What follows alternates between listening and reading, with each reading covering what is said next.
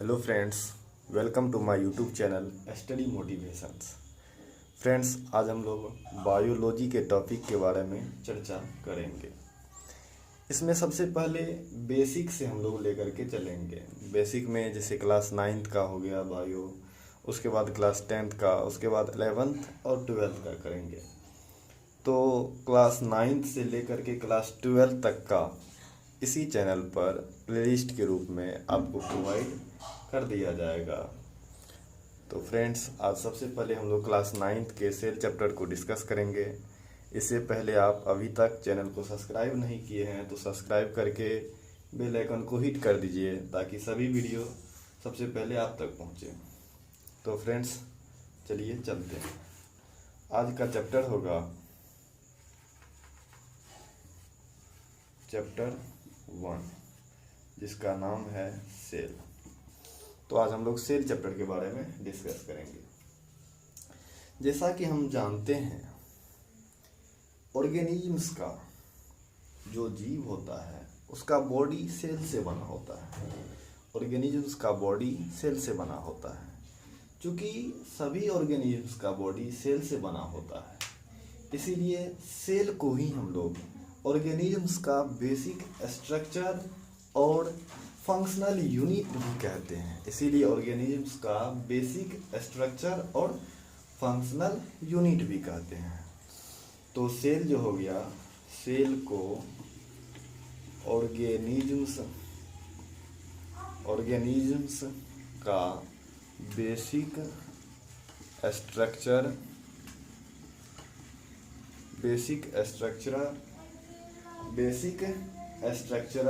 And functional unit भी कहा जाता है। फंक्शनल यूनिट भी कहा जाता है।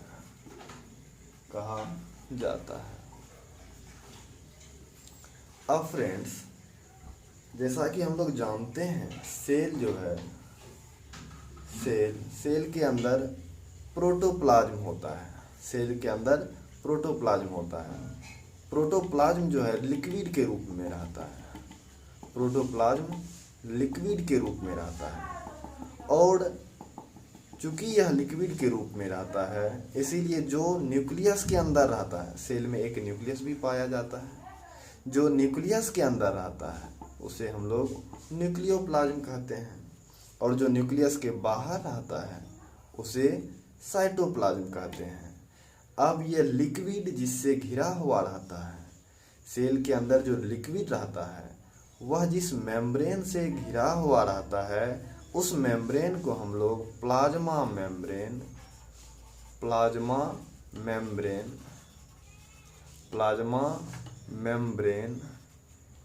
और या सेल मेम्ब्रेन भी कहते हैं। सेल मेम्ब्रेन भी कहते हैं। अब चूंकि इसमें एक न्यूक्लियस भी होता है, न्यूक्लियस ये हम लोग का सेल का एक फिगर हो गया। अब न्यूक्लियस के बाहर जो रहता है इसको हम लोग कहते हैं साइटोप्लाज्म। इसको कहते हैं साइटोप्लाज्म। अब जो न्यूक्लियस के अंदर रहता है इसको कहते हैं न्यूक्लियोप्लाज्म।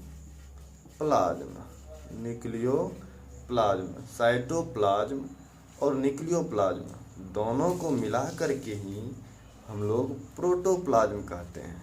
प्रोटोप्लाज्म। अब देखिए फ्रेंड्स, हम लोग सबसे पहले देखें मनुष्य का यानी जीव का जो बॉडी होता है वह सेल से बना होता है। क्योंकि जीव का बॉडी सेल से बना होता है, इसलिए सेल को ही हम लोग ऑर्गेनिजम्स का basic structure and functional unit कहते हैं। अब सेल बना किससे होता है? सेल में प्रोटोप्लाज्म होता है, न्यूक्लियस होता है। अब चूंकि प्रोटोप्लाज्म एक लिक्विड है और यह न्यूक्लियस के बाहर भी रहता है, न्यूक्लियस के अंदर भी रहता है, तो न्यूक्लियस के बाहर जो रहता है उसे साइटोप्लाज्म कहते हैं, न्यूक्लियस के अंदर जो रहता है उसको न्यूक्लियोप्लाज्म कहते हैं। दोनों को मिला करके प्रोटोप्लाज्म कहते हैं। अब हम लोग देखेंगे फ्रेंड्स कि यही प्रोटोप्लाज्म में जो यह लिक्विड के रूप में प्रोटोप्लाज्म रहता है, इसमें कंपाउंड्स भी पाया जाता है। इसी प्रोटोप्लाज्म में कंपाउंड्स भी पाया जाता है। चूंकि अब कंपाउंड्स पाया जाता है तो कंपाउंड्स दो रूपों में होगा, या तो इनऑर्गेनिक फॉर्म में होगा, इनऑर्गेनिक फॉर्म में होगा, या ऑर्गेनिक फॉर्म में होगा, ऑर्गेनिक फॉर्म में होगा। इनऑर्गेनिक फॉर्म में वाटर एंड साल्ट रहता है, वाटर एंड साल्ट रहता है। वहीं ऑर्गेनिक फॉर्म में आपको प्रोटीन हो गया, फैट हो गया, न्यूक्लिक एसिड हो गया, कार्बोहाइड्रेट हो गया, कार्बोहाइड्रेट etc रहता है। अगर जब हम लोग देखें तो लिक्विड जो था, जो प्रोटोप्लाज्म था सेल के अंदर, उसमें कंपाउंड पाया जाता है। वह इनऑर्गेनिक फॉर्म में भी रहता है और ऑर्गेनिक फॉर्म में भी रहता है। इनऑर्गेनिक फॉर्म में वाटर हो गया, साल्ट हो गया, ऑर्गेनिक फॉर्म में प्रोटीन हो गया, फैट हो गया, न्यूक्लिक एसिड हो गया, कार्बोहाइड्रेट हो गया etc। अब हम लोग चलेंगे फ्रेंड्स डाइवर्सिटी ऑफ सेल में। अगला टॉपिक है डाइवर्सिटी इन सेल। कोशिकाओं में विविधता क्या क्या है, कोशिकाओं में क्या क्या विविधता है। Diversity in cell, diversity in cell, कोशिकाओं में क्या क्या विविधता है। तो कोशिका की विविधता यही हो सकता है, इसका साइज हो सकता है, शेप हो सकता है, इसका नंबर हो सकता है। अब डिफरेंट ऑर्गेनिज्म्स में सेल का नंबर अलग अलग होता है, सेल का साइज अलग अलग होता है। इसी को हम लोग डाइवर्सिटी कहते हैं। डाइवर्सिटी में क्या क्या आ जाएगा, साइज हो जाएगा, शेप हो जाएगा एंड नंबर हो जाएगा, नंबर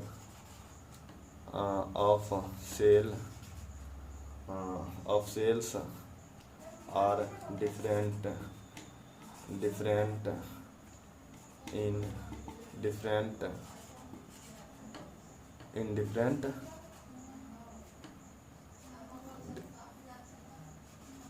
ऑर्गेनिज्म्स। यानी कि इसका जो डाइवर्सिटी हो गया, साइज हो गया, शेप हो गया, नंबर हो गया, यह नंबर, शेप, साइज, यह तीनों जो है डिफरेंट होगा। किसमें, अलग अलग ऑर्गेनिज्म में सेल का। जैसे अगर हम लोग देखें तो minimum size of cell, minimum size of cell क्या होता है, मिनिमम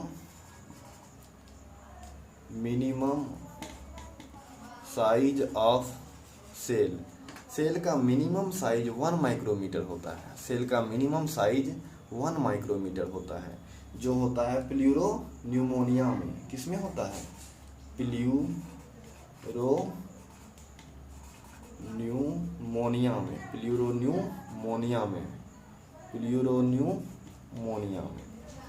अब इसी का मैक्सिमम साइज ऑफ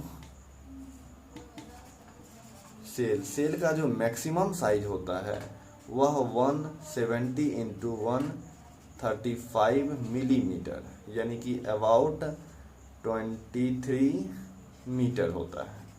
यह होता किस में है, एग ऑफ ऑस्ट्रिच में, एग ऑफ ऑस्ट्रिच में। अब हम लोग देख लिए फ्रेंड्स कि इसका किस प्रकार डाइवर्सिटी होता है। जैसे मिनिमम साइज सेल का हो गया 1 माइक्रोमीटर, जो कि प्लूरोन्यूमोनिया में पाया जाता है। मैक्सिमम साइज ऑफ सेल हो गया जो लगभग 23 मीटर का होता है, 170 इंटू 135 मिलीमीटर का। अब यह पाया जाता है किसमें, maximum size egg of ostrich में, ऑस्ट्रिच के अंडा में।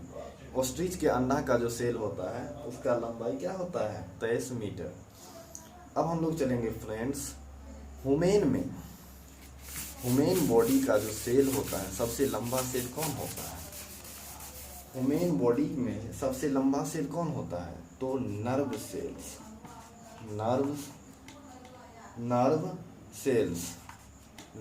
सेल्स, जिसे हम लोग न्यूरॉन भी कहते हैं। नर्व सेल्स जो है ह्यूमन बॉडी में सबसे लंबा सेल होता है। नर्व सेल जो है ह्यूमन बॉडी में सबसे लंबा सेल होता है। इसका जो लंबाई है, इसका लंबाई है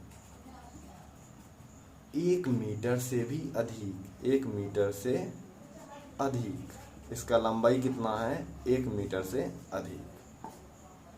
1 मीटर से भी अधिक लंबा होता है नर्व सेल्स, जिसे हम लोग न्यूरॉन भी कहते हैं, जो मानव शरीर का, ह्यूमन बॉडी का सबसे लंबा सेल होता है, जो ह्यूमन बॉडी का सबसे लंबा सेल होता है।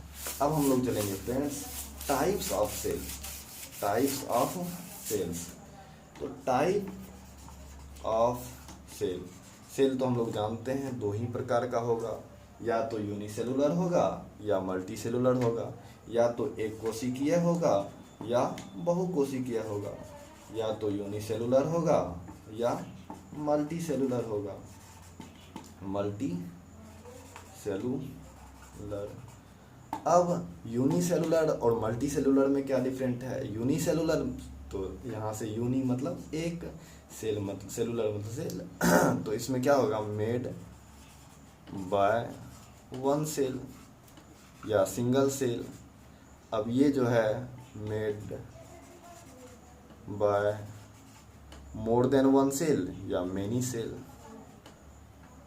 यही भाषा ठीक रहेगा। More than 1 cell. अब हम लोग यूनिसेलुलर का एग्जाम्पल देखें तो अमीबा हो गया, पैरामीशियम हो गया, अमीबा, पैरामीशियम, बैक्टीरिया etc. आप लिख लीजिएगा। उसके बाद मल्टी सेलुलर का जब हम लोग एग्जाम्पल देखें तो इसमें ह्यूमन आ गया, एनिमल्स आ गया, एनिमल्स आ गया etc. अब यही हम लोग देखें फ्रेंड्स तो सेल का, कुछ सेल का साइज चेंज होते रहता है।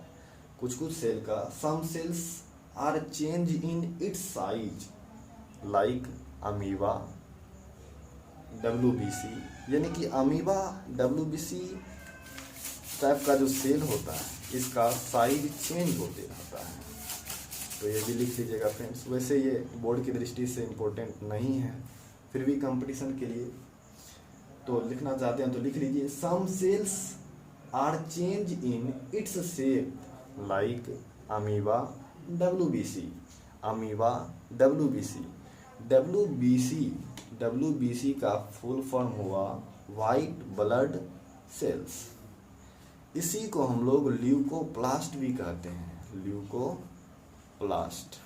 इसी को हम लोग ल्यूकोप्लास्ट भी कहते हैं। अब चलिए फ्रेंड्स हम लोग चलते हैं, इसमें एक टॉपिक और है, वो इस प्रकार है कि नंबर ऑफ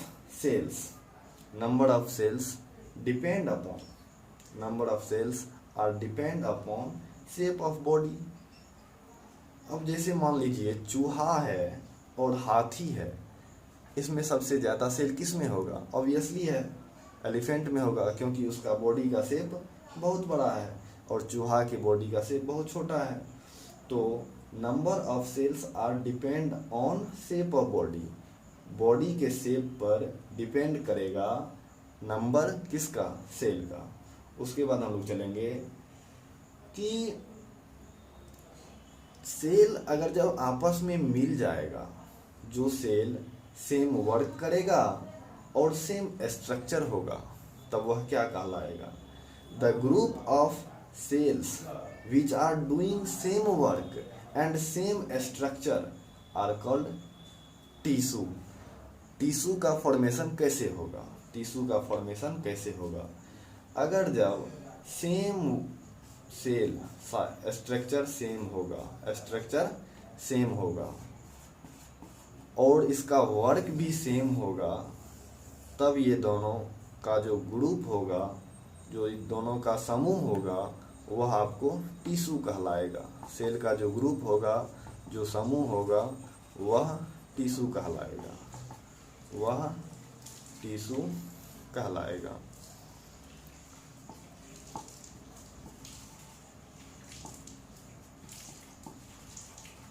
सो फ्रेंड्स, ये टॉपिक तो आ गया होगा समझ में।